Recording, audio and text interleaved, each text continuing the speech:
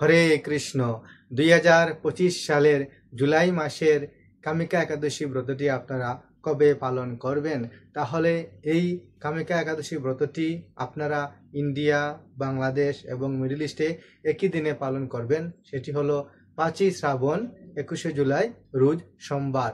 এবং আমি আমার এই ভিডিওটিতে এই একাদশী ব্রত সম্পর্কে মহিমা পাঠ করব, একাদশী ব্রত মহাত্ম্য পাঠ করব। তাহলে আপনি এই ভিডিওতে একাদশীর মাহাত্ম্যটি শুনলে আরও উৎসাহী হবেন কেন আমরা একাদশী ব্রতটি পালন করব এবং এর মাহাত্ম্যই বা কী। যেমন একাদশী রাখা আমাদের প্রত্যেকের কর্তব্য, সময় মতো সময় সেই দিনে, সেরকম পরদিন গিয়ে একাদশীর ব্রত পালনও করতে হয়, অন্য আদির মাধ্যমে পালন করতে হয়, সেই সময়ের মধ্যে পালন করতে হয়।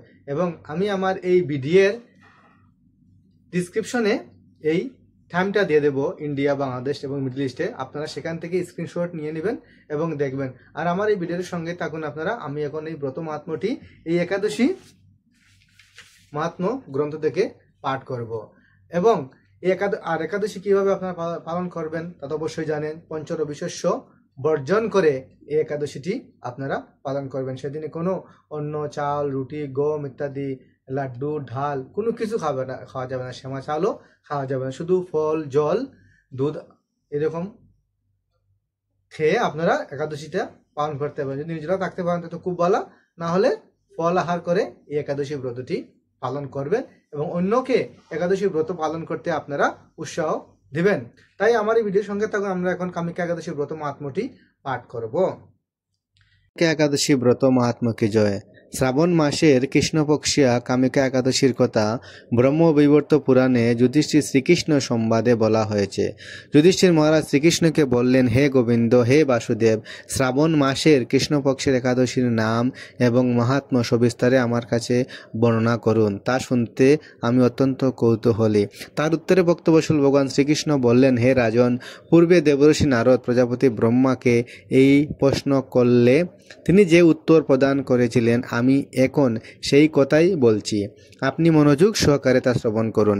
এক সময় ব্রহ্মার কাছে ভক্তশ্রেষ্ঠ নারদ জিজ্ঞাসা করলেন, হে ভগবান, শ্রাবণ মাসের কৃষ্ণপক্ষী একাদশীর নাম কি, এর আরাধ্য দেবতা কে, সেই ব্রতের বিধি বা কী রকম এবং এই ব্রতের ফলে কি পুণ্য লাভ হয় তা সবিস্তার জানতে ইচ্ছা করি।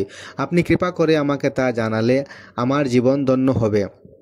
শ্রী নারদের কথা শুনে ব্রহ্মা অত্যন্ত সন্তুষ্ট হলেন। তিনি বললেন, হে বৎস, জগৎ জীবের মঙ্গলের জন্য আমি তোমার প্রশ্নের যথাযথ উত্তর দিচ্ছি, তুমি তা শ্রবণ করো। শ্রাবণ মাসের কৃষ্ণপক্ষিয়া একাদশী কামিকা নামে জগতে প্রসিদ্ধা।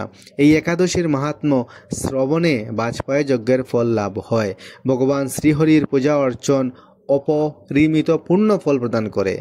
গঙ্গা, গোদাবরী, কাশী, নৈমিষারণ্য, পুষ্কর ইত্যাদি তীর্থ দর্শনের সমস্ত ফল একমাত্র কৃষ্ণ পূজার মাধ্যমে কোটিগুণ ফল লাভ করা যায়।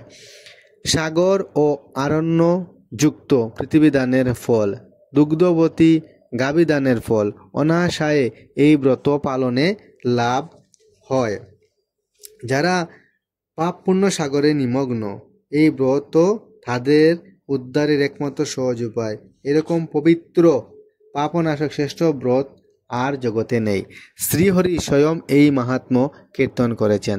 রাত্রি জাগরণে করে যারা এই ব্রত পালন করেন তারা কখনো দুঃখ দুর্দশাগ্রস্ত হন না। এই ব্রত পালনকারী কখনো নিম্নয়োনি প্রাপ্ত হন না।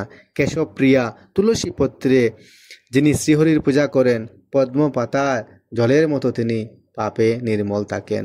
তুলসী পত্র দিয়ে বিষ্ণু পূজায় ভগবান যেমন সন্তুষ্ট হন, মণিমুক্তা আদি মূল্যবান রত্ন মাধ্যমেও তেমন প্রীত হন না। যিনি কেশবকে তুলসী মঞ্জুরি দিয়ে পূজা করেন তার জন্ম অর্জিত সমস্ত পাপ হয়। এ প্রসঙ্গে ব্রহ্মা বললেন, হে নারদ, যিনি তুলসীকে প্রত্যহ দর্শন করেন তার সকল পাপরাশি বিদরিত হয়ে যায়। যিনি তাকে স্পর্শ করেন তার পাপ মলিন দেহ পবিত্র হয়। তাকে প্রণাম করলে সমস্ত রোগ দূর হয়। তাকে জল সিঞ্চন করলে যমরাজ তার কাছে আসতে ভয় পায়। শ্রীহরিচরণ তুলসী অর্পিত হলে ভগবত ভক্তি লাভ হয়। তাই হে কৃষ্ণ ভক্তি প্রদায়িনী, তোমায় প্রণাম করি। যে ব্যক্তি হরি বাসরে ভগবানের সামনে দীপদান করেন, চিত্রগুপ্ত তার পুণ্যের সংখ্যা হিসাব করতে পারে না। তার পিতৃপুরুষেরাও পরম তৃপ্তি লাভ করেন। শ্রীকৃষ্ণ বললেন, হে রাজন, আমি আপনার কাছে সর্বপাপ হরিণী কামিকা একাদশীর মহাত্মা বর্ণনা করলাম। অতএব যিনি ব্রহ্মহত্যা, ব্রণ হত্যা, পাপ বিনাশিনী, মহাপুণ্য ফলদায়ী এই ব্রত পালন করবেন ও এই মহাত্মা শ্রদ্ধা সহকারে পাঠ ও শ্রবণ করবেন, তিনি সর্বপাপ মুক্ত হয়ে বিষ্ণুকে গমন করবেন। হরে কৃষ্ণ।